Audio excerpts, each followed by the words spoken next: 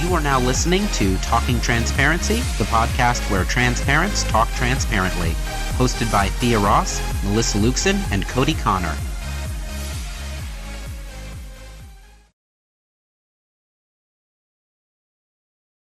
Hello and welcome back to Talking Transparency. I'm Thea. I'm Cody. I'm Melissa. And on tonight's episode, we're talking about a whole bunch of different issues. First, I'd like to just give a couple shout outs for a couple upcoming events.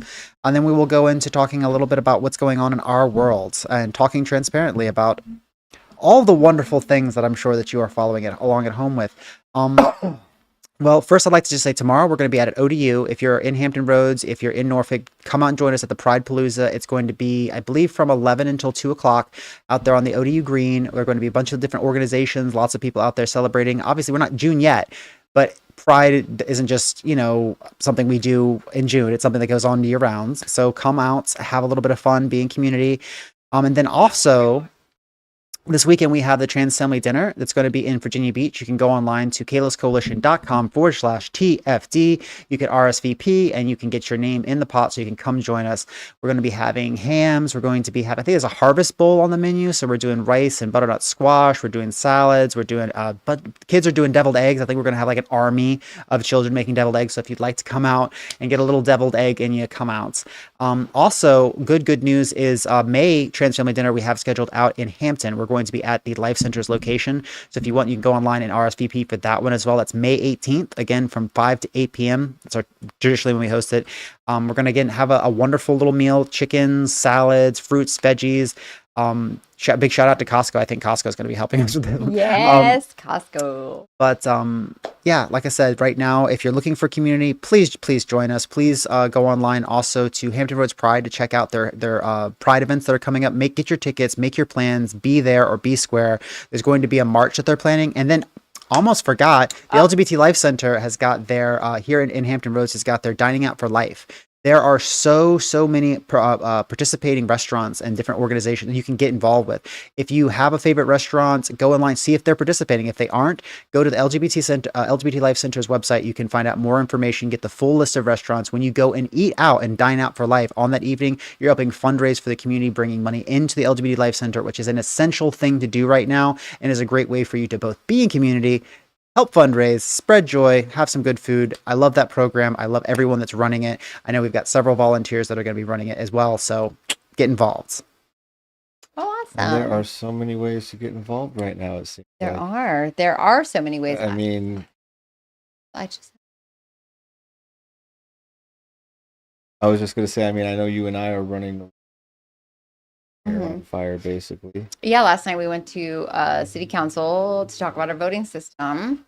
They want to do a ballot referendum, and ordinarily I would be okay with that, except for this has just been a shit show. And Monday we were at the NAACP, and Monday we were at the NAACP town hall about the removal of diversity, DEI. equity, and inclusion. I insist on saying it fully every single time now. I know. I need to get in the habit of doing that. I want to do that. I'm trying to do that, but I need to make the habit. And then today, Cody, I did forget about this. We spoke to Connecticut State Community College in Bridgeport, Connecticut, at the Gender Sexuality Alliance group, and it was great. There was a handful of people in there, and Cody talked about oppression, talked about advocacy and how to get out there and just start local. I feel like we had some good conversation afterwards. Yeah, we had Heather Santam on too for the ACLU, and then they asked us some questions. We had some really good and that was just because Cody got famous on TikTok, and because he's so smart, and got invited to do this, and he just drugged me along and was like, "Hey, do you want to do this with me?" And I was like, "Yeah." Did not want to do it by myself. Yeah. I was like, who'd be great at talking about activism and how to... I can only imagine. Melissa, I wish I could have been there. Y'all didn't tell me about it. I would have been tuning in, because let me tell you, if I could take a masterclass from Melissa Luxon on activism, I would. I'd sign up instantly. Of course, I get one every week when I come in here. So I try. I do try. Yeah. Hmm. I do try. Either one of us didn't have ADHD, we might have recorded it. Yep. If you would like to see a masterclass being hosted by Melissa and Cody, be sure to get on our Patreon right now and or go to kaylascoalition.com/donate and we'll get right on that. Get right on that. I actually have a couple things like that going on. I have got asked to speak on May 8th. She keeps flipping the dates a little bit on me. But about essentially like just getting engaged, getting involved. I'm not sure how many people are there, but they've rented a room at the library, and I was like, okay, so all right, that's fine. And I'll be there. Yeah, Sure. yeah. Live So right by the I'll library, invite. so. Yeah. So I'll once I get more. But so trans family dinner this Sunday. Yes. Yes. Okay. On 420. On 420. Easter Sunday. It's also Easter and the last day of Passover. And someone told me at the Trans Day of Visibility, apparently it was Hitler's death day or birthday.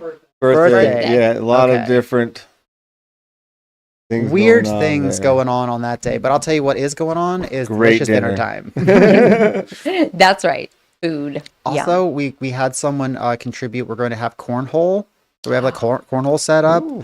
And I'm really excited about that. So the first time we're going to have some outdoor games. That'll be fun. So. Oh, especially with the weather getting nicer. That'll be, because it's. Yes, I am so ready for a sunburn and a mosquito bite. Yes, so ready. A sunburn and a mosquito bite. Awesome. I feel like I could just hear the sound of the cicadas and I'm almost there. Let's get there. Mhm. Yeah. Lightning bugs. Oh, lightning bugs. I know. Listen, you don't see, like when I was growing up, they were everywhere. Everywhere. I'm just happy because I wish they were everywhere. I know. Yeah, weekends. So do you want to talk about news a little bit? No, I don't want to talk about the news at all. I mean, I would rather not spread poop and fire. I know. But no, we need to talk about the news. I know. I don't really want to talk about the news, but it's just crazy pants what's going on right now. I'm going to do it in one sentence. Okay, and this was updated as of yesterday. This was yesterday in one sentence. I mean, it's a sentence with a lot of semicolons.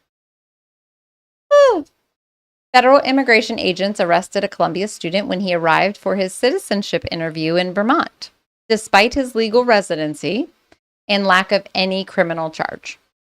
A federal judge ordered the Trump administration to turn over records and prepare for depositions over its refusal to bring Kilmar Abrego Garcia back from an El Salvador prison, despite a Supreme Court order requiring the government to, quote, facilitate his return.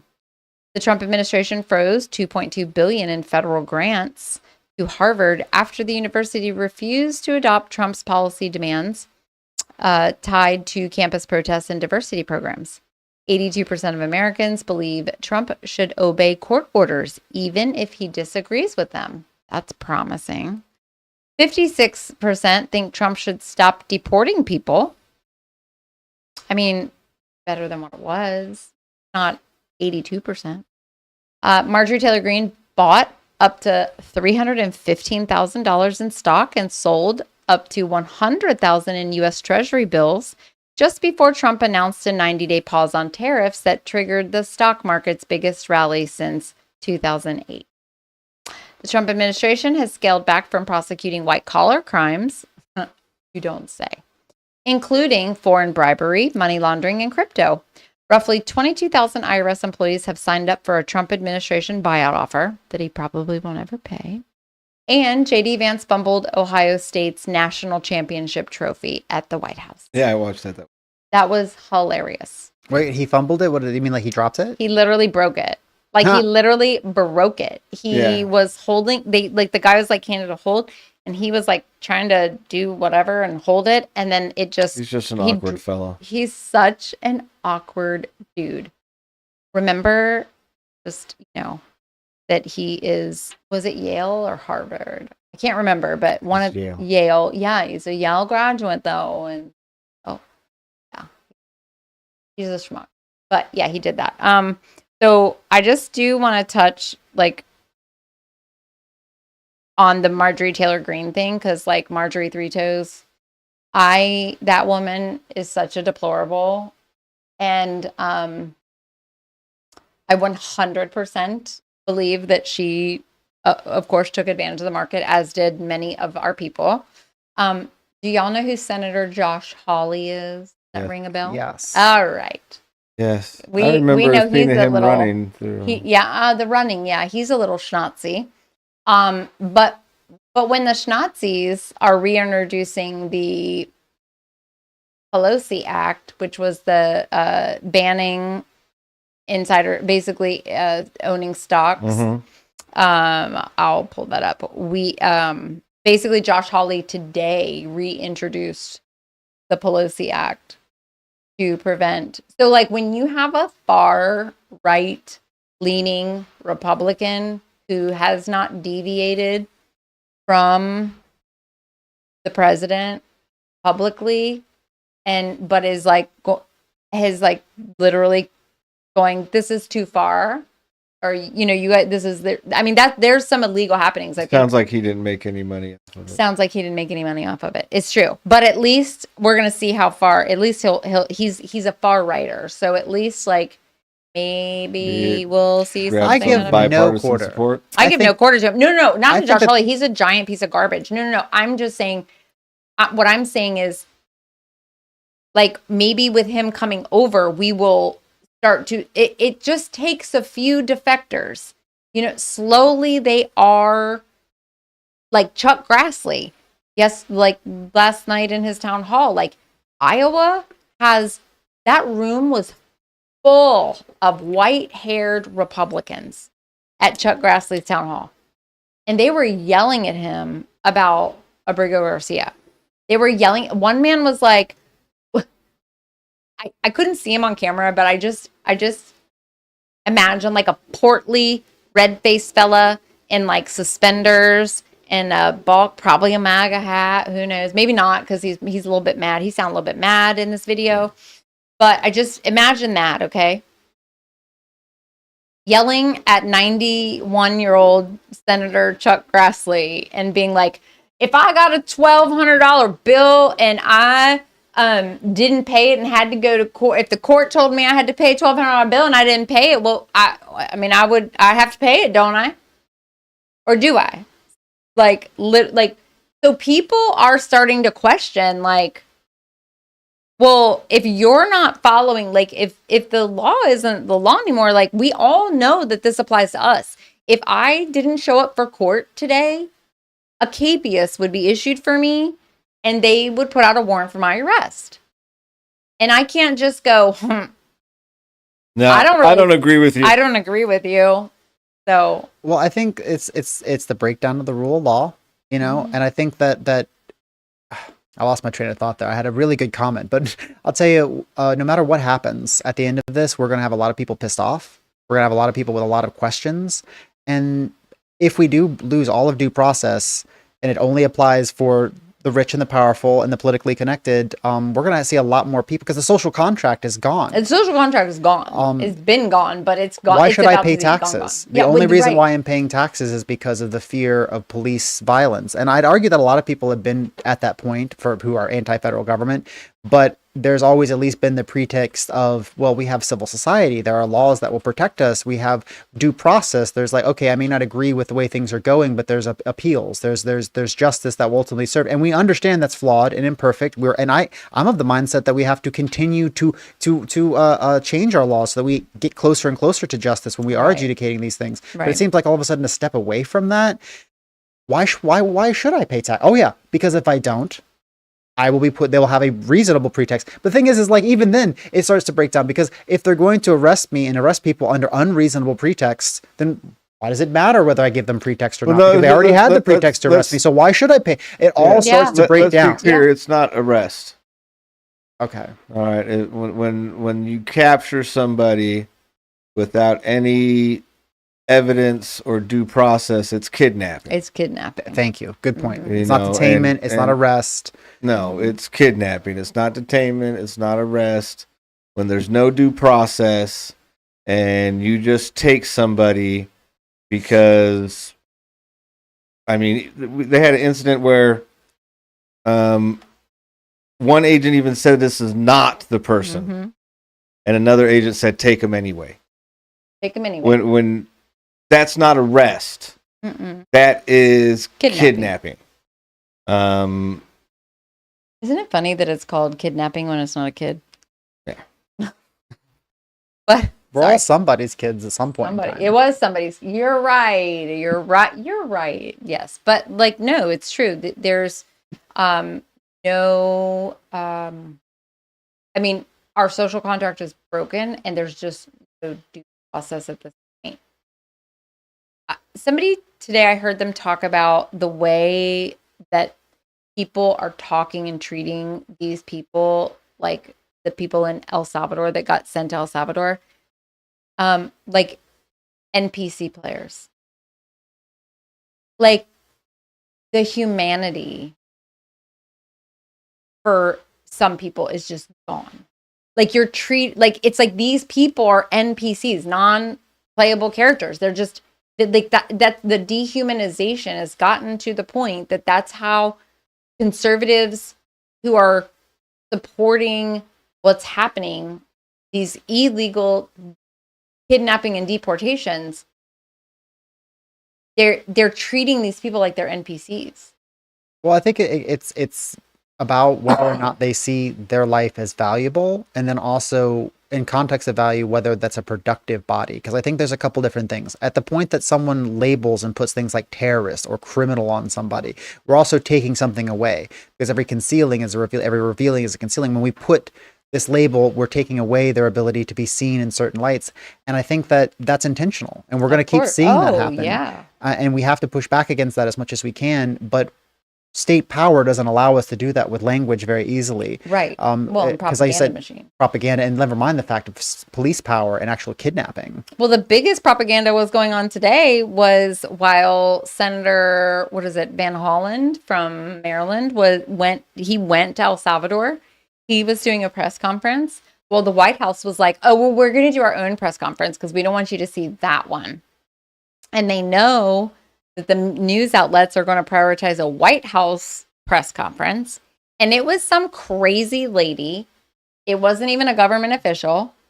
It was at the White House, behind the White House podium in the press room. I haven't even researched this case, but talking about her daughter's unaliving, which is very unfortunate. But she described in detail all the information she learned at the trial. And then she definitely spoke out of turn in the way as if she were present. She was describing things that she learned at the trial as if there was a camera and she watched the whole thing versus just saying like the details. And then, of course, the man's last name was like Martinez or Rodriguez or something like that. And so I came into it late, but I immediately figured out that her daughter was, according to her, and again, I have not corroborated any of this, brutally unalived by a person. The whole time I'm thinking about this, I'm thinking that's just another violent man that did something very violent and awful and unspeakable to your daughter, ma'am. It doesn't have anything to do with what country he's from or his immigration status. Like, all I'm thinking of is like, you're missing the point, but probably on purpose, because you're doing this to like, it was such propaganda. It like made my stomach turn. Like, putting this woman on a press conference like this. I mean, she looked a hot mess too. Like it was like, I mean, honestly, I'm like, did they just go out on the streets of DC and like snatch a woman up and be like, hey, can you talk about this case right here and say it was your daughter? I mean, like, I'm not kidding. It was so strange. And then she just walks out when she's done.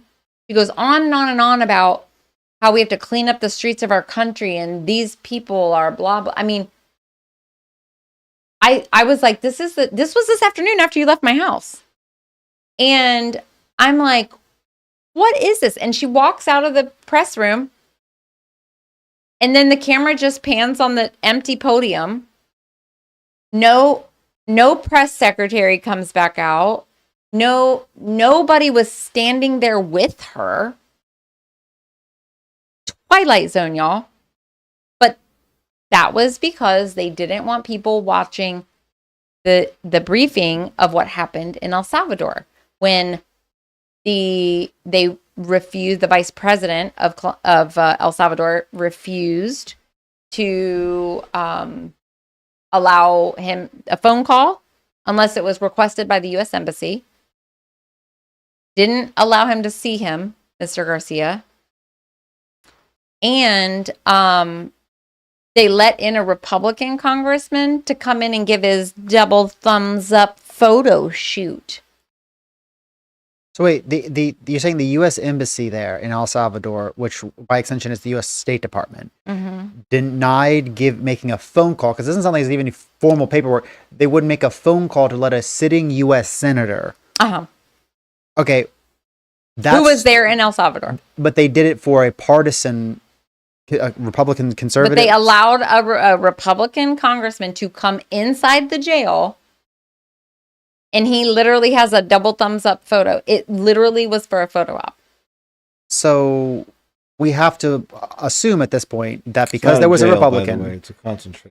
It's a concentration camp. Let's be clear. Yes. But like we have to assume at this point they made this intentional decision at the someone in the State Department, someone at that embassy, to say, we're going to okay this. We're going to make the phone call for thumbs up Republican guy. Hey, everything's good.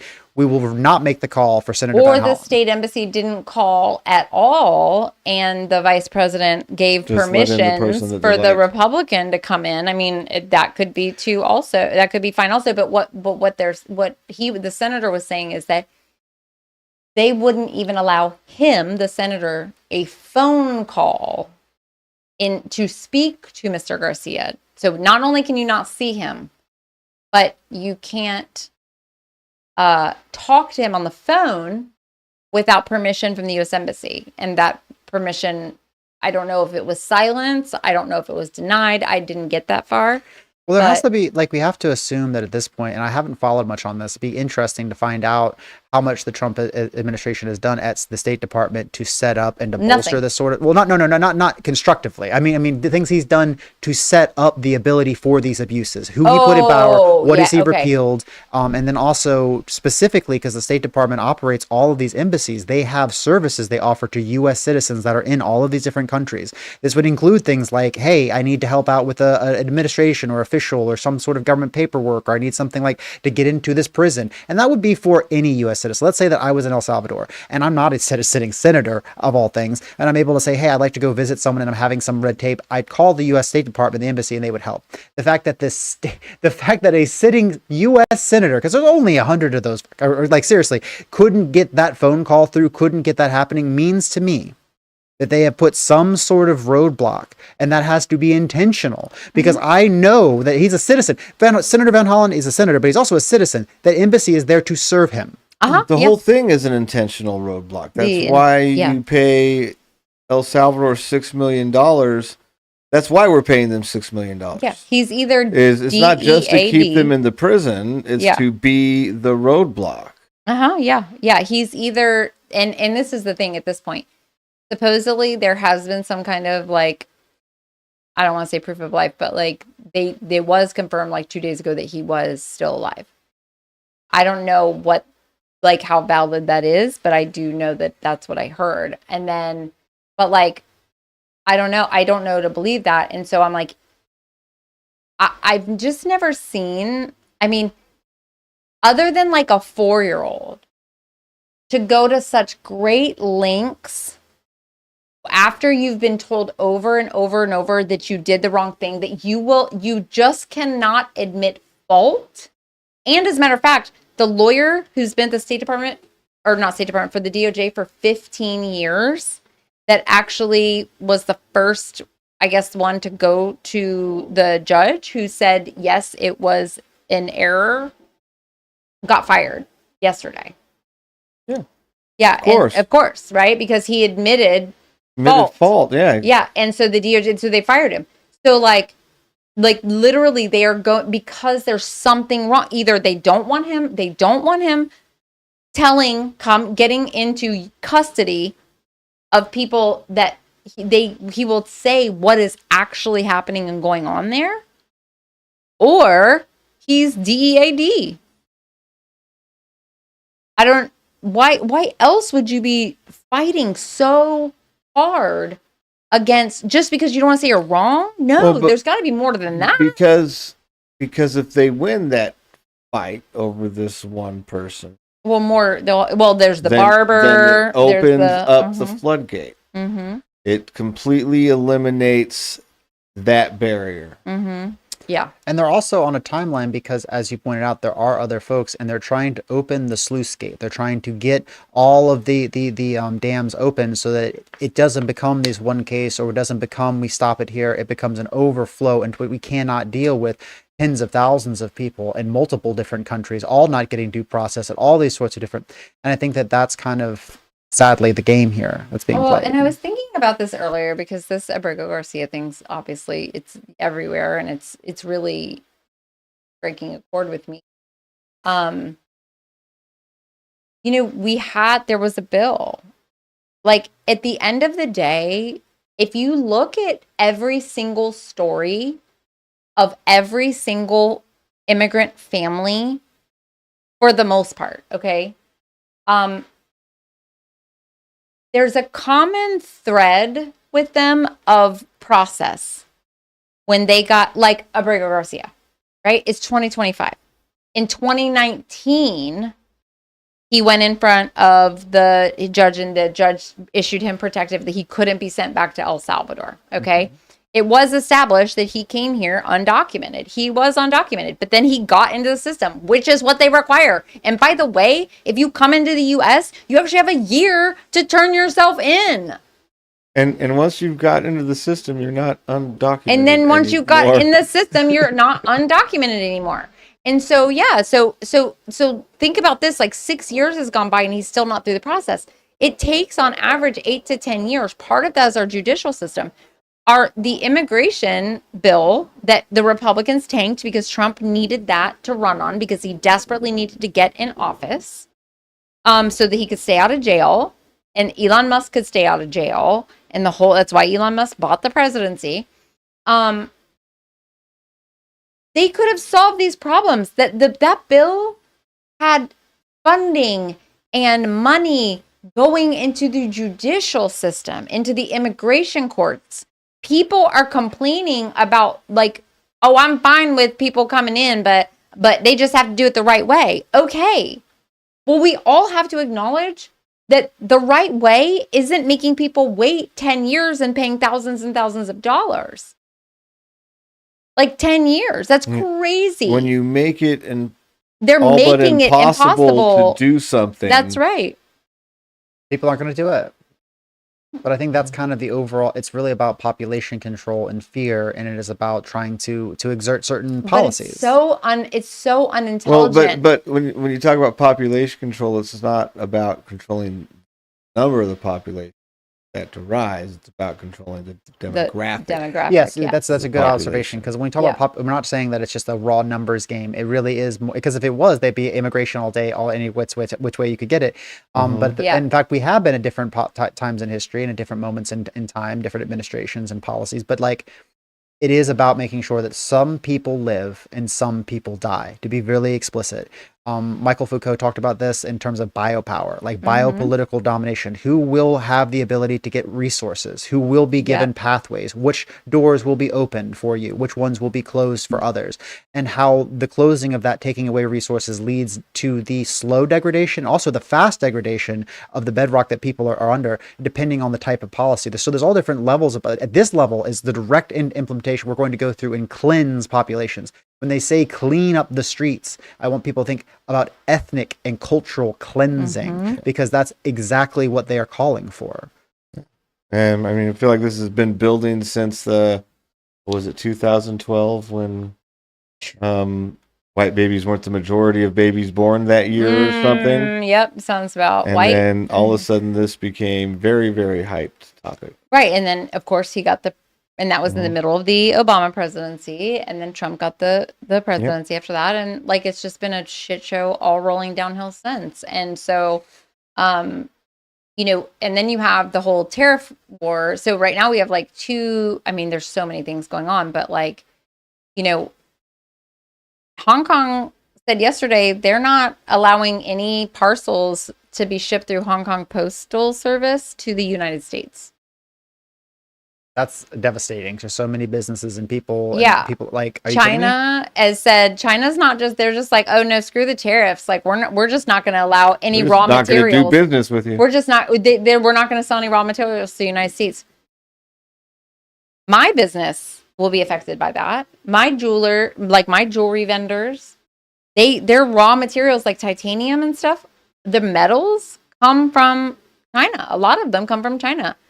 So, I think like there's like Denmark or somewhere else that you can get, like it's a random other country or something for titanium, or a couple other countries, but the majority of it comes from China. So, about raw goods, but the other thing that always gets me in this conversation about capitalism, how the most effective system is, that China has had this trump card. I hate to call it a trump card, but it's a card that they've had in their back pocket for the longest time, which is that intellectual property rights, the asymmetry between our systems, our laws, and theirs. We in the West, although we talk about competition and the best ideas are going to compete against each other, we have a system that lets wealthy people, capitalists, buy ideas, put them on a shelf, and then no one else can build or use those ideas. So we don't have the best products. So we don't have the best services. So we just have whatever is going to be most economically profitable, viable, whatever they make the justifications for. Now in China, when they cut us off materially, they're going to stop taking, like they've come out and said publicly, they're going to start taking American intellectual property with impunity, because their laws and their frameworks do not have that system built into it. So you look at things like BYD. You look at, for very specific, like tech and cars and all this sort of stuff, right on Elon Musk. Those cars are amazing. Yeah. I watched a video of one of them like turn, like each one of them has different gearboxes on the motors, and like turn, and they can like move sideways, left and right, and park themselves and do crazy things. They've got like stabilization so that when one wheel goes up, it all compensates. You can have like a glass of water sitting in the middle of your car and it won't fall over as you're driving over bumps and such. And we look at things in America.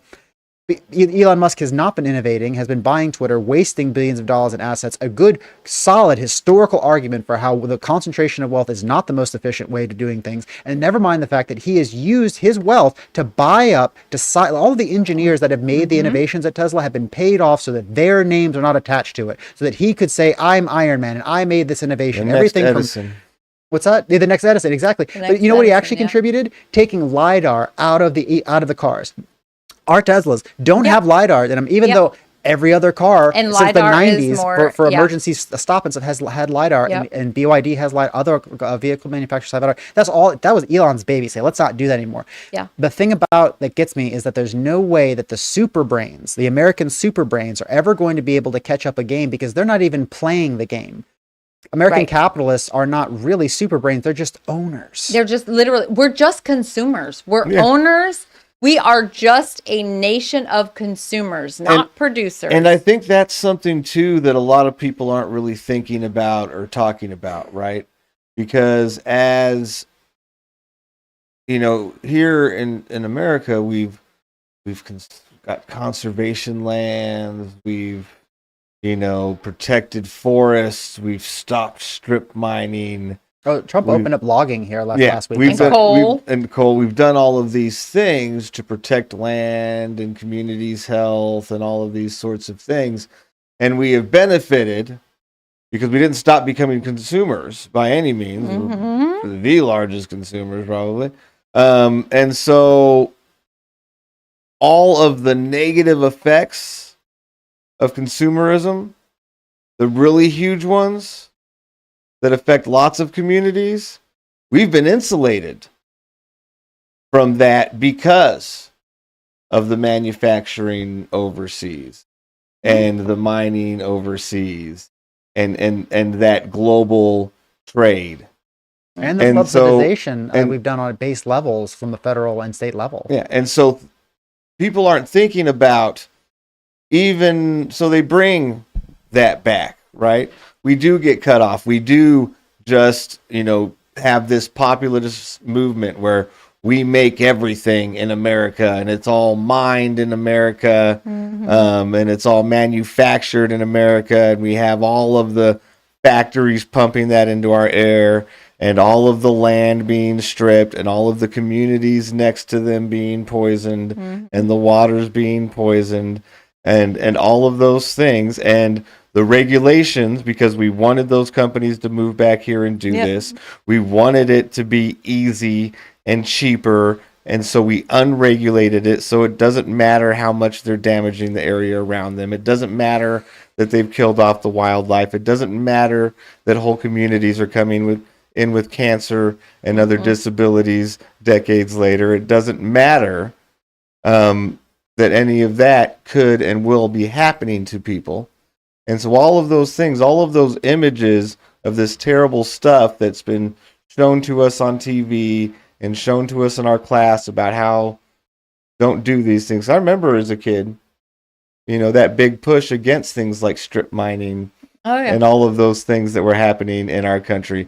Matter of fact, I remember there's this little tiny hill with a flag on it, and that hill used to be a mountain until we just ate it away and put a flag on top of this little tiny hill that's left now along the side of a freeway. Right. All of that's what we're asking to bring back. Please bring that back, and in the process, make everything more expensive for us, Way more expensive. And make it harder to get access to health care, while make it easier for our health to be destroyed by what's going on around us and the work that we're having to do just to barely survive. We don't have the infrastructure. When people talk about the labor, why things are made in, Italy or China or like overseas, and because it's for the cost of the labor cost, but they have different infrastructure. Like the reason that they provide universal health care, they provide rent stabilization, which is all what they're going to, what America calls communism, right? And it's funny when people talk about China and mass surveillance. Have you looked around in America? Like, we are being mass surveilled 100%. You are delusional if you think that we are not like being mass surveilled every second of every single day. There's like literally, you cannot go, if you committed a crime and especially if they know it's by car, they can track you through every intersection from point A to F. Oh, and if you're driving a Tesla, the Department of Government Efficiency has cameras on you all the time. Yeah, and driving around. Yeah, that is exactly right. And then we, I did want to touch really quick on that. Did you hear? You probably haven't. Jack Dorsey, Twitter original CEO, right? Okay. Jack Dorsey and Elon Musk today said that they think that intellectual property needs to go away. No more IP. We need reform in intellectual property to protect like creators and artists and such.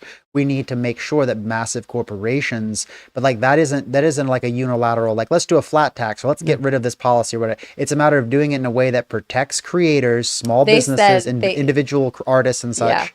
Yeah. They said something like, "Oh, creators and stuff would." No. Oh my God, I can't wait. They want intellectual property to go away because if you remove intellectual property, then it just becomes a matter of resources. That's right. That's right. That's it. Then all that matters is resources. And the people with the resources. Which is hilarious because isn't that once again just like the ultimate, like giving somebody something they didn't earn? Right. Yep. Not merit-based at all. Not merit-based at all. Not at all. Yeah, not at all. So, and also the intersection of like AI with all of this, because why do they need to respect the intellectual property of a creator, whether it be a technical creator, an artist creator, or otherwise, if they can just take it, scrape it, and reuse it? And in that context, like if it's all a race to the bottom, if at this point, which it seems to be when it comes to these trade wars, I mean, how are we going to compete with China or these other, like at a certain point, it's really disgusting because what Trump has done is thrown the entire world economy into a new order, whether he intended to or not. Yep. And we are not going to come out on the top of that. We are not. No, like especially based on our education. And they're just making the education worse. They're just defunding education. So it's like, you're not even helping us catch up with China. They have like a phobia, hate, visceral dislike of actually being educated. And it really. Oh yeah, no, yeah, absolutely. I remember A reading disdain. articles. And I think the disdain is that because when you are educated, you can finish the thought, and whenever they finish their thoughts, they realize just how terrible they were. That's right. I love the finish the thought. That's what it always is. It's finish the thought. Walk it all the way through. Walk it all the way through. I mean, tariffs is great. Right, Tariffs is a great example of finish the thought. Well, these people, they charge us this much, and we should charge them that much too, because that's what would be fair. Okay, that sounds fine. That sounds fair. All right. Until you talk about Madagascar. And until you talk about who it really impacts, and until you talk about, like bringing manufacturing back to America. Who wants to bring back making things in America? Sure. I mean, sure. Yeah. Sure. But where are you putting the plants? How long does it take to build? Where are the materials to build the plants? Who's going to do the jobs? Okay. So we already have a couple million jobs that are not filled in this country. That's right. But say it happens. Say you bring it back and you fill the jobs somehow.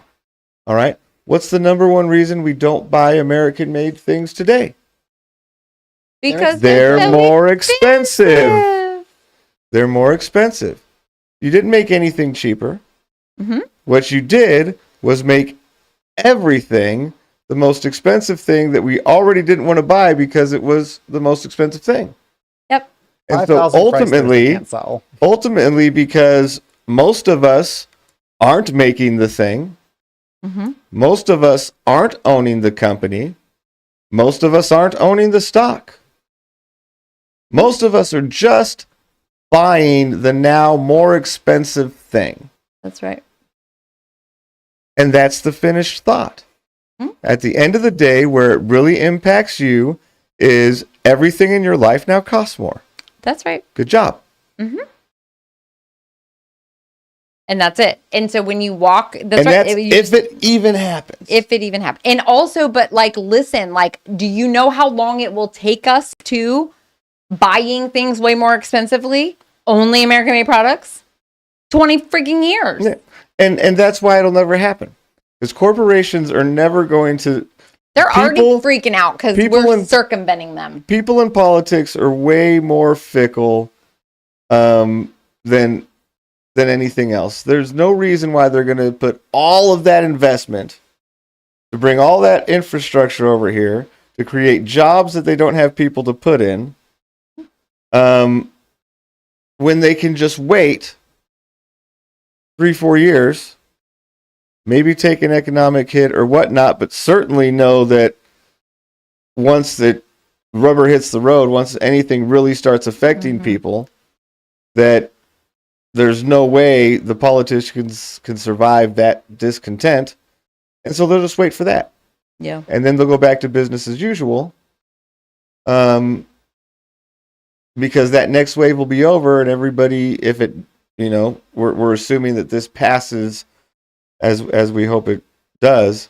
But certainly after this, everybody will be so relieved that it's gone that some of the economic oppressions from before, where they're just making a bunch of money off of us and not completely stripping us of human rights, will just seem so much better in comparison. We won't even care about it for a minute. And that's the cycle so much with the money. They're not going to just bring the jobs back here. No. They're not going to just start making things in America.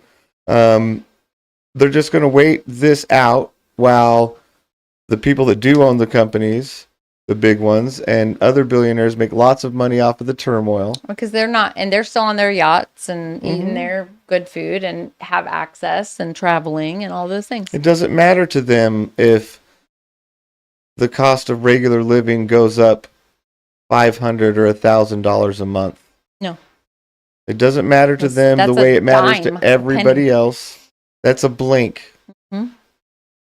And Yeah. so they'll just wait it out while everybody else suffers to the point so they can go back to doing what they were doing. You know, my fear amongst what you're saying is, because I know what you're saying is true, but we can't predict the future. But that scapegoats will start to take form, because as things get harder, as things get more expensive, as Donald Trump says, we're going to experience a little pain or whatever the crap he's justifying it for today. Already That's has. going to be blamed on immigrants. That's going to be blamed across on radical leftists and socialists and communists and people who are fighting against it, who are not true patriots.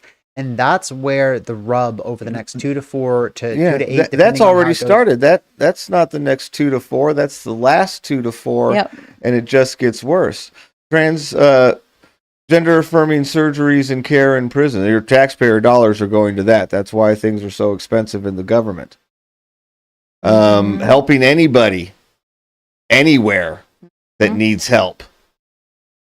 Well, these terrible, villainous people are taking your money to create democracy somebody where it needs it to be. Well, there's a certain type of, like, on the front end that you're talking about, getting people motivated to hate other people, but that what I'm talking about is a specific phenomenon, because there is a point where this starts directly affecting their base, and we're at that point now. We're in that right now. I don't think that we were at that point a couple of years ago, and I think that as we get closer and closer to the economic fallout, and as this quality of living in America declines and declines and declines, the people that are on the right, the people that are people who aren't as educated, aren't paying attention, okay, are going to be fed things from the demagogue, from people from the right wing, from fascists. And this is the playbook that I'm scared about, okay? This is the next play, if you will, is that they will start scapegoating, and they have been. They've laid the groundwork rhetorically and through policy and all sorts of different things, the way that they've approached this to do it. So it's not like it's new, but we will go into an even harder denial. As things get worse, we will blame that and go further into the scapegoating, and that will justify an escalation of violence. It will justify an escalation of the emergency. It will justify an escalation of all of the brutality, because it won't just be a lack of empathy that they're calling for, which they are calling for lack of empathy, but also a glorification of the violence and the brutality, because that will be conflated with justice, and that will be conflated with what will actually solve the problem. And that's the playbook that happens with all these fascist regimes. Ultimately, the clouds will clear. We don't know how bad it's going to get. We don't know how much of how long it will last, but it is not a sustaining system. It cannot actually produce or grow. It will only destroy. And as a consequence of that, people will look to blame their neighbors. And the thing that I think that we can do the best, the people that, if you're listening at home, that you can do, is to get to know your neighbors and get to know the people, and stay away from the ones that are not necessarily going to be there for you, and be known in community. Yes. I think that if there's one thing that I can do, one thing that keeps me grounded is being known in community and knowing my community.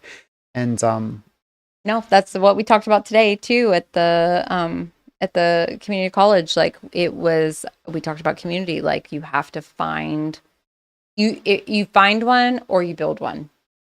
And so I think that's what's going to save us all. And on that note, I think that was positive enough for us to end on. I feel like I was looking for a hard pivot, y'all. If you're watching at home, I was trying to pivot, because it's a lot of heaviness. It's a lot. It's a lot of heaviness. And it was a question that one of the students at our little thing today asked, and basically was, how do you get out of that? And how do you get other people out of that? How do you help people overcome the helplessness? Yeah. Right? The feeling that they're always going to lose. And, just as I've had so many great examples come from the trans family dinners, I had a great example. Oh my gosh. Of that he gave a great example from the trans family dinners.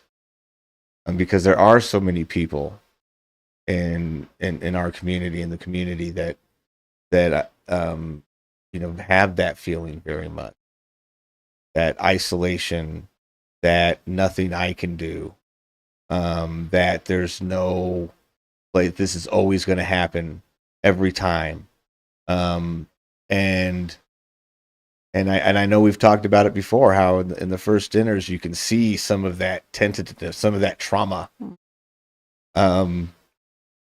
Just going to a social event to interact with people.